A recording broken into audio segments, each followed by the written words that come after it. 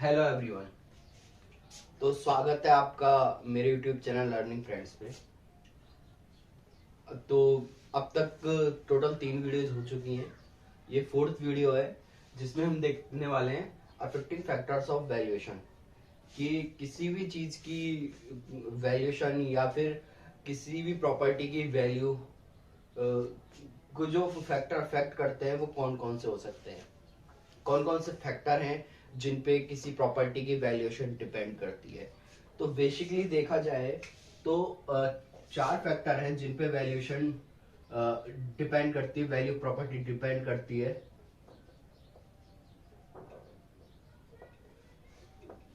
Basically 4 factors होते हैं।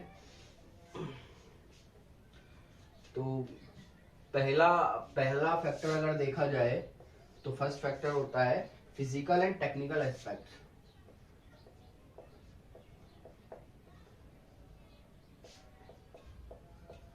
Physical and technical aspect. ठीक। सेकंड देखा जाए तो सेकंड जो फैक्टर होता है वो होता है इकोनॉमिक एस्पेक्ट।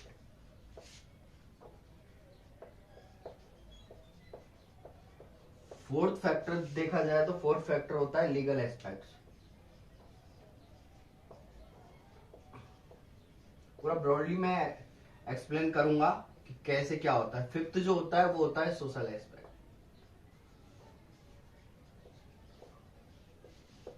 जो फैक्टर वैल्यू है वो प्रॉपर्टी को अफेक्ट करते हैं, उनको बेसिकली मैंने 4 ग्रुप में डिवाइड कर दिया है कि ये 4 ग्रुप है जिन पे प्रॉपर्टी की वैल्यूएशन या किसी प्रॉपर्टी की वैल्यू जो है वो डिपेंड करेगी, या ये अफेक्ट करते हैं जो फर्क जो वैल्यूएशन में चेंज आता है या जो भी होता है वो बेसिकली 4 ग्रुप है जिसमें मैंने इसको डिवाइड कर दिया। अब हम इसमें बात करते हैं एक एक को लेके, एक एक एस्पेक्ट को लेके कि कौन सा किस तरह से अफेक्ट करता है। मैं पूरा एक्सप्लेन करता हूँ। फर्स्ट हम देखते हैं फिजिकल और टेक्निकल एस्पेक्ट। तो फिजिकल टेक्निकल एस्पेक्ट में देखो, कोई भी प्लॉट है, ठीक है, तो उस प्लॉट की जो शेप है, ये शेप है, ठीक है, जो परफेक्ट शेप मानी जाती है किसी भी घर के लिए, ठीक है, किसी भी प्लॉट के लिए परफेक्ट शेप मानी जाती है। और मान सपोज आपने देखा हो किसी प्लॉट की साइज इस तरह से भी होती है, ठीक है, या फिर इस तरह से होती है, इस तरह से भी होती है। तो इसमें क्या होता है कि इस प्रॉपर्टी को लोग इस तरह से बनाना पसंद करते हैं, जो ये एरिया किसी और यूज आता है, ये एरिया कुछ और यूज, इसको इस प्लॉट को इस तरह की साइज में लेके आते हैं, ठीक है। एक तो हो गया शेप ऑफ प्लॉट, प्लॉट के शेप पे भी होता है। उसके अलावा साइज, प्लॉट की साइज हो गई। तो ये देखा है, ये प्लॉट की साइज की 500 स्क्वायर यार्ड का है या फिर 100 स्क्वायर यार्ड का है। तो ये तो जनरल टर्म है। खैर, वैल्यू ऑफ प्रॉपर्टीज पे डिपेंड करेगी प्लॉट की साइज एंड शेप पे, कि क्या साइज का प्लॉट है और क्या शेप है। मानो काफी बड़ा प्लॉट है और उसकी साइज ये है, तब तो चलो कोई दिक्कत नहीं होती। लेकिन छोटा प्लॉट है, 100 स्क्वायर यार्ड का प्लॉट है और उसकी शेप ये है, तो उसकी वैल्यू ऑटोमेटिकली कम आ जाएगी। उसके अलावा रोड फ्रंटेज हो गया, रोड फ्रंटेज हो गया। रोड फ्रंटेज के लिए मैं एक सटीक और सिंपल एग्जांपल लेता हूं। कोई एक प्लॉट है, ठीक है, और ये रोड है, ये रोड है और ये प्लॉट है। तो कहने का मतलब ये कॉर्नर प्लॉट है। तो ये अब कॉर्नर प्लॉट की वैल्यू ज्यादा होती है नॉर्मली सारे प्लॉट से। जैसे इसी में 3-4 प्लॉट और हैं, उनके लिए फ्रंट रोड ये है, तो इनकी वैल्यू कम कम रहेगी और इस वाले प्लॉट की थोड़ी वैल्यू हाई रहेगी। या उसके अलावा एक तो ये हो गया, तो रोड फ्रंटेज का ये सीधा सा एग्जांपल। या उसके अलावा कोई प्लॉट है, ठीक है, उसमें जाने के लिए कोई बस 5 फुट की गली है, ठीक है, 5 फुट की गली से होके जाना पड़ता है। और एक प्लॉट है जिसके लिए पूरा 30 फुट का रोड है, उससे होके जाना पड़ता है। तो ऑटोमेटिकली इस वाले प्रॉपर्टी की वैल्यू ज्यादा रहेगी। तो ये क्लियर हो गया होगा रोड फ्रंटेज पे किस तरह से डिपेंड करती है। ये भी एक इसका फिजिकल टेक्निकल एस्पेक्ट है। उसके अलावा soil condition of land, soil condition of land, इस पे भी प्रॉपर्टी की वैल्यू डिपेंड करेगी, क्योंकि कई बार हमें प्रॉपर्टी पर कोई स्ट्रक्चर, मानो G+8 की कोई बिल्डिंग बनानी है, उसको बनाने के लिए सॉइल कंडीशन खराब होने की वजह से हमें कई बार 20-20 फीट तक का एक्सकेवेशन वर्क करना पड़ता है, और अप्रूवल कई बार बेसमेंट का अप्रूवल नहीं होता, तो ये यूज नहीं आता, इसको फिर से फिल करना हो जाता है कॉलम के बाद। तो सॉइल कंडीशन खराब होने की वजह से वैल्यू प्रॉपर्टी भी कम होती है, क्योंकि उसको फिल करने में ही उसका काफी पैसा चला जाएगा। तो इसके अलावा और देखा जाए तो टाइप ऑफ कंस्ट्रक्शन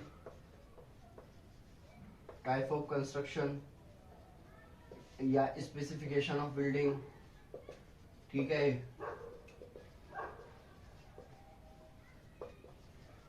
ये हो गया।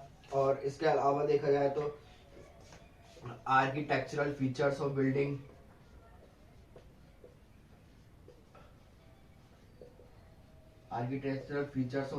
ठीक है, ये हो गया। और planning of building,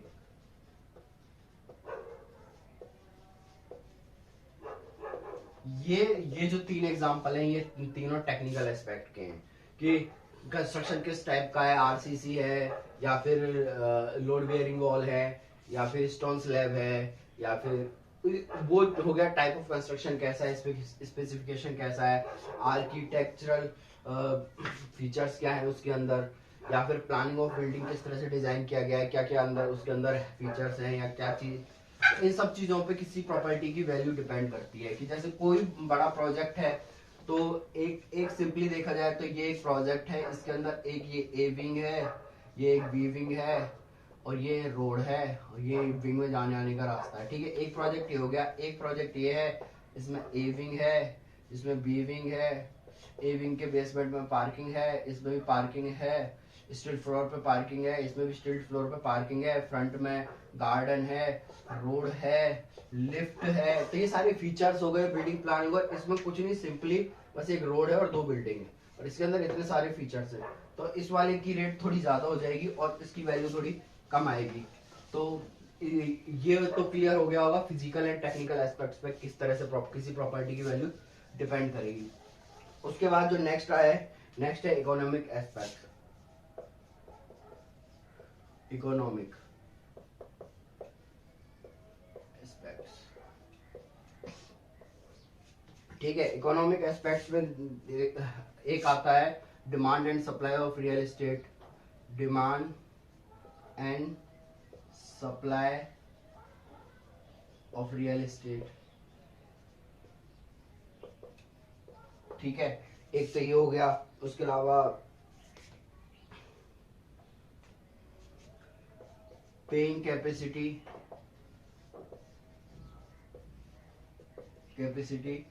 of residents in locality, ठीक है। एक ये हो गया। इसके अलावा employment opportunity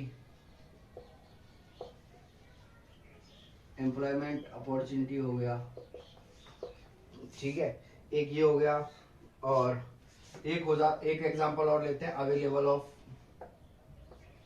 availability of finance from bank, ठीक है। तो इसके अंदर ये मैंने इकोनॉमिक्स के लिए 4 लिए हैं, जिसमें से फर्स्ट है demand and supply of real estate. कि रियल एस्टेट में एक्चुअल में डिमांड किस चीज की है, कि मल्टी स्टोरेज बिल्डिंग की डिमांड है, या फिर G+2 स्ट्रक्चर की डिमांड है, G+3 की डिमांड है, विलास की डिमांड है, या ओपन प्लॉट की डिमांड है, क्या डिमांड है, उस चीज के ऊपर भी किसी प्रॉपर्टी की वैल्यू डिपेंड करती है। कि सपोज करो कि मार्केट में डिमांड चल रही है G+2 की, तो जो मल्टी स्टोरेज प्रोजेक्ट हैं वो सेल नहीं होते हैं, तो ऑटोमेटिकली उनकी वैल्यू कम हो जाती है। लेकिन G+2 की डिमांड है तो इनकी रेट हमेशा हाई रहेगी, ठीक है। तो ये इकोनॉमिक एक्सपेक्ट हो जाता है। उसके अलावा जो सेकंड एग्जांपल है paying capacity of residence in the locality.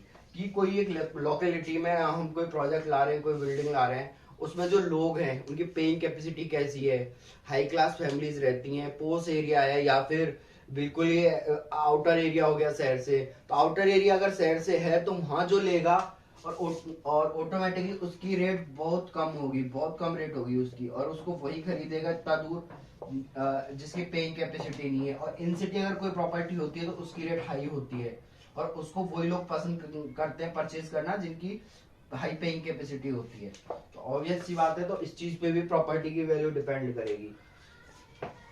ये बिल्कुल मेन सिटी एरिया में है तो ऑब्वियस ये है कि मेन सिटी एरिया में तो बिल्कुल अच्छा खासा पैसा देने वाले लोग करें, परचेज करना चाहेंगे, तो वहां की कॉस्ट भी उतनी हाई होती है। ठीक है, उसके अलावा एम्प्लॉयमेंट अपॉर्चुनिटी भी काफी बड़ा, मतलब काफी बड़ा फैक्टर है। कि देखा जाए ना, मैक्सिमम शहर में आज के टाइम हो चुका है कि जैसे कोई इंडस्ट्रियल एरिया है या एकदम फैक्ट्री हब है, या काफी सारा मतलब काफी सारा काम होता है, बहुत सारे वर्कर्स रहते हैं, जिस तरह से अपना भिवाड़ी गुड़गांव ये वाला एरिया हो गया, तो यहाँ पे काफी सारे प्रोजेक्ट आ रहे हैं, वो सिर्फ उन्हीं के ऊपर डिपेंड होके आ रहे हैं जो वहाँ पे उनका इंडस्ट्रियल एरिया है। और आज के टाइम पे मैक्स टू मैक्स काफी जितनी भी ज्यादा सिटी है उनका जितना भी इंडस्ट्रियल एरिया है वहाँ कोई ना कोई प्रोजेक्ट आ चुका है। तो क्योंकि वहाँ जो रहने वाली लेबर है वो रेंट पे करने की बजाय एक फ्लैट का ईएमआई पे करना पसंद करते हैं, तो इसलिए इनका जो है अच्छा खासा सेलिंग हो जाता है और प्रोजेक्ट इजीली निकल जाते हैं। तो ये भी एक पार्ट है इसका, एम्प्लॉयमेंट अपॉर्चुनिटी के आसपास कैसा है क्या है जाने आने के लिए। और एक होता है availability of finance from banks, कि कोई प्रॉपर्टी है तो सही, लेकिन वहाँ कोई हाउसिंग फाइनेंस कंपनी है, बैंक है, कोई वहाँ लोन ही नहीं कर रही है, तो ऑटोमेटिकली उसकी वैल्यू बहुत कम रहेगी। और एक प्रॉपर्टी है जिसमें एसबीआई भी लोन कर रही है, एचडीएफसी भी लोन कर रही है, मतलब काफी अच्छी अच्छी बैंक लोन कर रही है, तो वहाँ ऑटोमेटिकली रेट हाई चली जाती है। तो ये हो गया इसका इकोनॉमिक एस्पेक्ट, इकोनॉमिक फैक्टर जो वैल्यू ऑफ प्रॉपर्टी को बहुत ज्यादा अफेक्ट करता है। और बाकी में काफी अफेक्ट करता है कि कोई भी प्रॉपर्टी है जहाँ इजीली सब कुछ अवेलेबिलिटी है, सारी सुविधाएं हैं, तो वहाँ रेट ऑटोमेटिकली हाई चली जाएगी। उसके अलावा थर्ड जो है लीगल एस्पेक्ट, ये भी एक काफी बड़ा फैक्टर है। लीगल एक्सपेक्ट में जैसे रेंट कंट्रोल एक्ट, पहले मैं लिख लेता हूँ कौन कौन से फैक्टर अफेक्ट करते हैं। रेंट कंट्रोल एक्ट, इसके अंदर एक ये एग्जांपल ले लेते हैं रेंट कंट्रोल एक्ट का। उसके अलावा लॉ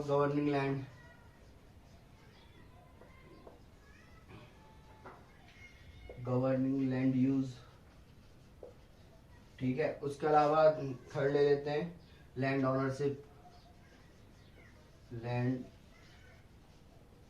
ओनरशिप, और एक एग्जांपल ले लेते हैं डेवलपमेंट कंट्रोल रूल्स।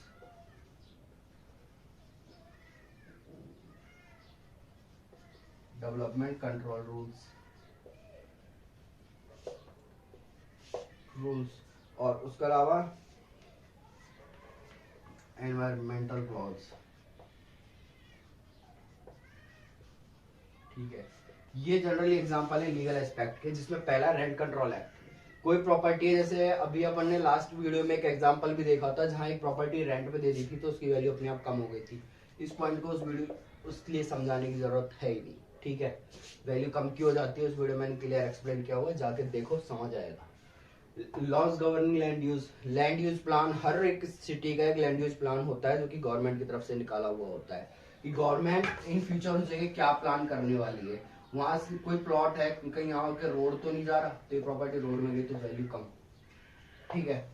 या फिर वहां पे ग्रीन सिटी एरिया तो नहीं है, या फिर कोई और डेवलपमेंट प्लान तो नहीं है, या रिंग रोड तो नहीं जा रहा, मतलब कुछ भी हो सकता है। तो वो चीज भी प्रॉपर्टी की वैल्यू काफी अफेक्ट करती है। कि मानो एक प्लान है, ये प्लॉट है, उन्हें पता है यहाँ से काफी 200 फीट की रोड निकलने वाली है, उसका काम चल भी रहा है, तो ऑटो अभी फिलहाल ये 30 फीट की रोड है, तो जो प्लॉट बच रहे हैं जो मेन हाईवे से 100 मीटर 200 मीटर की डिस्टेंस पे है, उनकी रेट अपने आप हाई हो जाएगी कि इन फ्यूचर यहाँ से हाईवे निकलेगा तो ऑटोमेटिकली, तो वो भी हो जाता है। उसके अलावा कई ऐसा होता है कि कई प्लॉट उस 200 फीट के रोड में जाने वाले भी होते हैं, तो उनकी रेट अपने आप कम भी हो जाती है। तो ये हो गया गवर्निंग लैंड यूज का।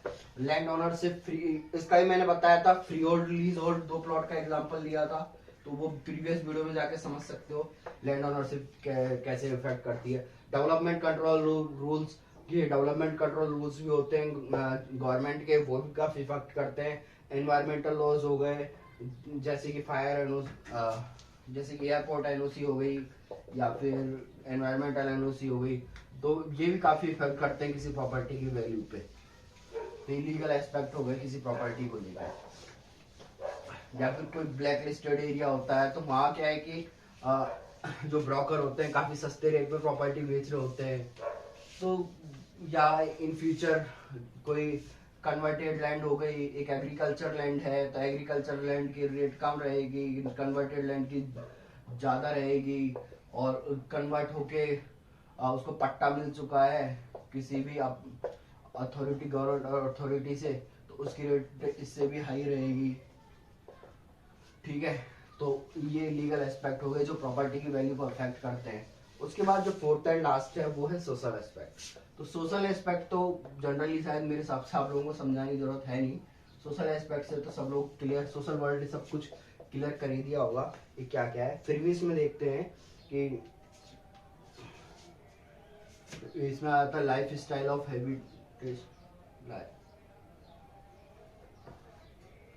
Life style of habitation.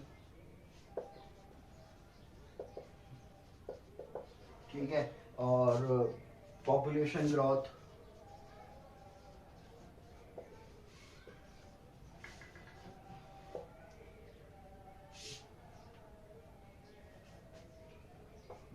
beliefs of residents,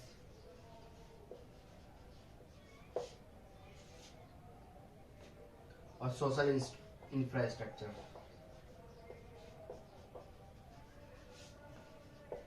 तो ये सोशल एस्पेक्ट है जिनको क्लियर करने की जरूरत है नहीं, सबको क्लियर होगी। Lifestyle, habitation, habitated areas होते हैं, pollution, population growth, believes of residents, social infrastructure, ये भी काफी इफेक्ट करते हैं किसी भी प्रॉपर्टी की वैल्यूएशन को।